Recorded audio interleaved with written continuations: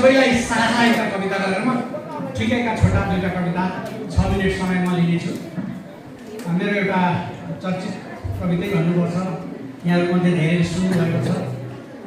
भाइ बहिनीहरूलाई लक्षित गरेर मेरा बा भन्ने म एउटा कविता सुनाउँछु। भाइ बहिनीहरूलाई विशेष ध्यानको लागि यता ध्यान दिन म अनुरोध गर्छु। नबोलिकन एकैछिन कविता सुनिदिनु होला। मेरा बा। कुरा काट्नु त कहाँ मिल्छ र आफ्नै बाको, कुरा काट्नु त कहाँ मिल्छ र आफ्नै बाको, उमेर 50 कटेर अलि माथि गएको, म पनि के कम अब जवान भइसकेको, स्कुल सकेर कलेज गइसकेको, तैपनि बा मलाई बालकै ठान्नुहुन्छ, बेला बेलै हातमा समातेर आफूतिरै तान्नुहुन्छ, सम्झाइरहनुहुन्छ मलाई घरिघरि, कथा सुनाइरहनुहुन्छ मलाई थरी थरी। बच्चै हुँदा हामी यस्ता थियौँ भन्नुहुन्छ, बच्चै हुँदा हामी यस्ता थियौँ भन्नुहुन्छ, तेरो उमेरमा हामी उस्ता थियौँ भन्नुहुन्छ, स्कुल जानु अघि घाँस काट्नुहुन्थ्यो अरे, घुँडी दुख्यो भनेर कहिलेकाहीँ त्यत्तिकै ढाँट्नुहुन्थ्यो अरे, बाँदर खेल्नुहुन्थ्यो अरे, हलो जोत्नुहुन्थ्यो अरे, हातैले गोबर मुछेर खलो पोत्नुहुन्थ्यो अरे, घिन पनि नलागेको भैँसीका डन्लामा बसेर चराउनुहुन्थ्यो अरे, कत्रो आँट आमाले लुकाएका कनिका लुसुक्क बेचेर दार्जिलिङतिर हराउनुहुन्थ्यो अरे, खाली खुट्टै पैदल स्कुल जान्थ्यौँ भन्नुहुन्छ बा, खाली खुट्टै पैदल स्कुल जान्थ्यौँ भन्नुहुन्छ बा, खाजाका नाममा बासजात मात्रै खान्थ्यौँ भन्नुहुन्छ बा, ठुलै हुन्जेल लुगै नलगाई गाउँ चार्नुहुन्थ्यो अरे, बहिनीका भागको घिउ सुटुक्क आँखमा सार्नुहुन्थ्यो अरे, दौराका बाहुलाले सिगान पुस्नुहुन्थ्यो अरे, दुम्सी लुक्ने दुलाहरूमा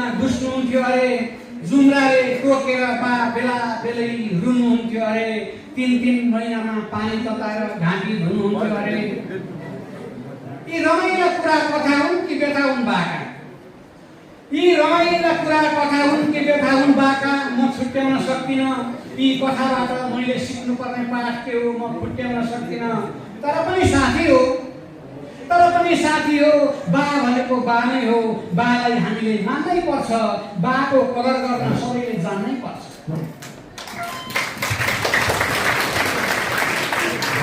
धेरै सङ्घर्ष गरेको अरे बाले मलाई हुर्काउन बढाउन, धेरै सङ्घर्ष गरेको अरे बाले मलाई हुर्काउन बढाउन, यो सहरमा अड्याउन लेखाउन पढाउन, त्यही भएर होला, त्यही भएर होला बिहान बेलुकै बा मलाई अघि बढ भन्नुहुन्छ, सास भोलि पर्सि फेर्नु अहिले पढ भन्नुहुन्छ, कलेज जाने छोरालाई आज स्कुल जाँदैनस् भन्नुहुन्छ बा, दिनको 3 पटक तैँले गरी खाँदैनस् भन्नुहुन्छ बा, नपढेको बेला पढिस् भन्नुहुन्छ, पढेँ भन्छु पत्याउनुहुन्छ, बेसरी पढेको बेला पढ्दैछस् भन्नुहुन्छ, पढ्दैछु भन्छु पत्याउनुहुन्न, बेलुका 10 बजे आधा रात भयो सुत भन्नुहुन्छ, बिहान 5 बजे 8 बजिसक्यो उठ भन्नुहुन्छ।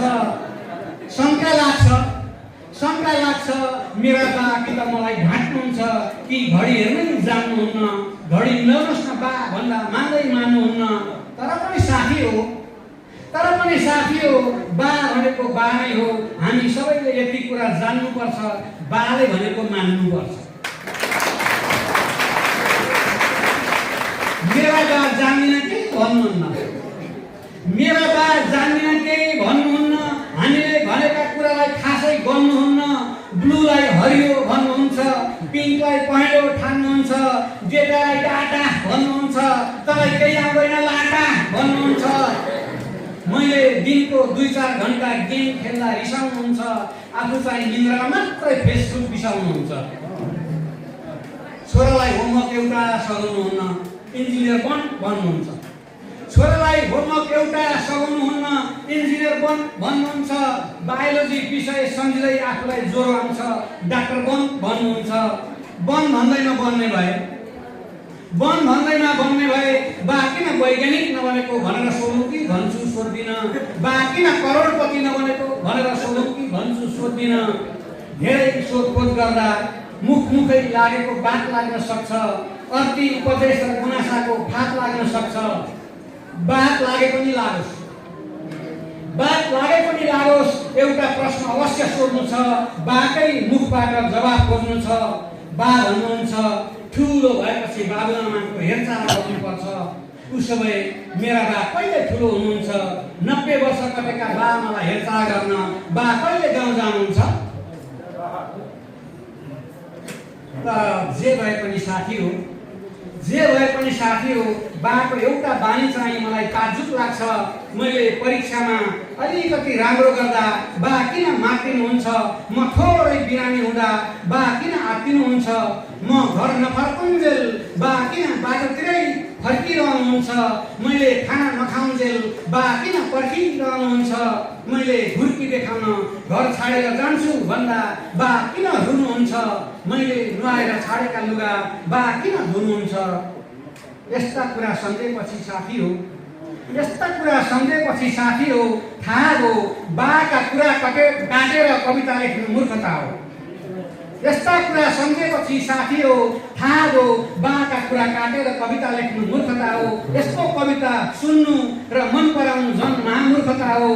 त्यसैले अबदेखि यस्ता कविता नलेख्ने बाचा गर्छु र यो कविता पनि अहिले फिर्ता हो।